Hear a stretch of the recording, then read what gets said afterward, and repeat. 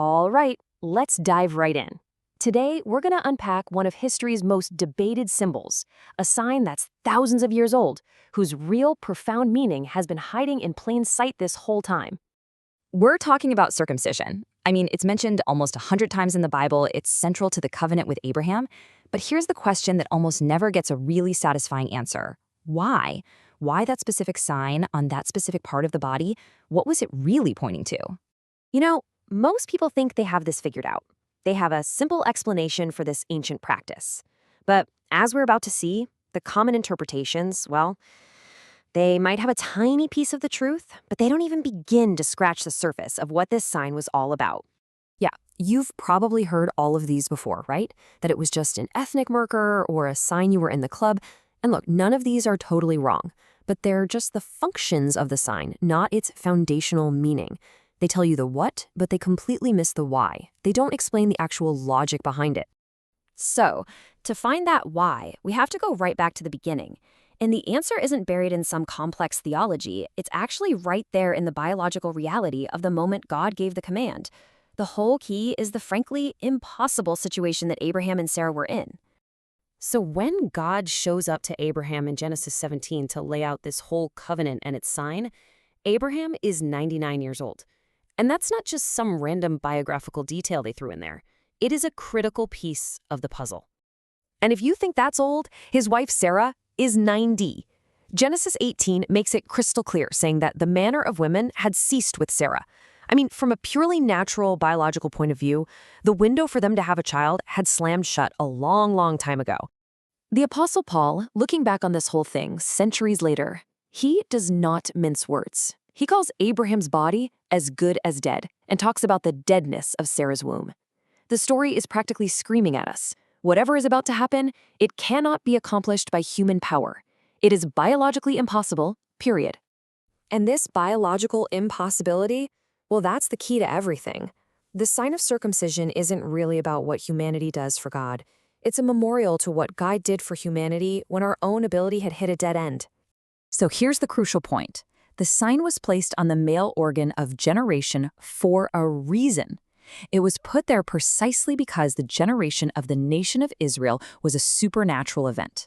It was a physical cut on the very instrument of human procreation to serve as a permanent reminder that this nation did not and could not create itself. I mean, let's just trace the logic here because it's absolutely brilliant. First, God makes a promise that is biologically impossible. Then, he puts the sign on the very part of the body that's all about biological generation.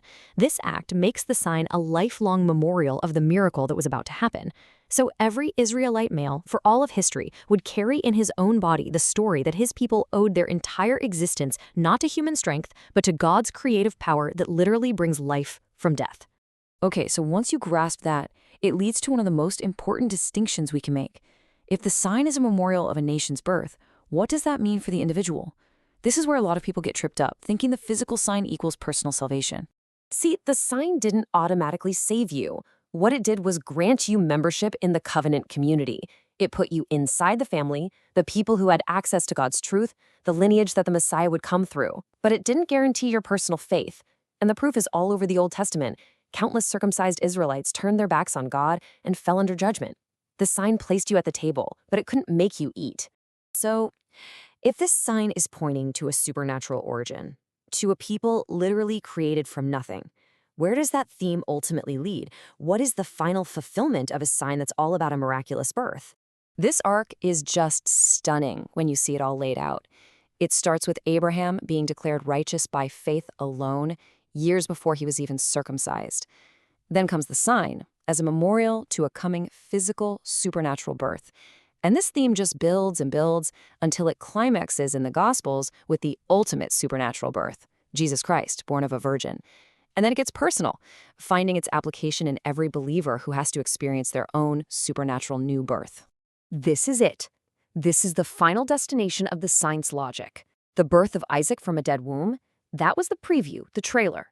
The birth of Jesus from a virgin's womb, that was the main event. A sign pointing to God creating a nation from a biological impossibility finds its perfect fulfillment in God creating salvation for the entire world through a biological impossibility. So why does this matter? What's the big takeaway here? Well, when a foundational story begins with something that simply cannot happen, it tells you everything you need to know about the main character. It means the story isn't about us and our achievements.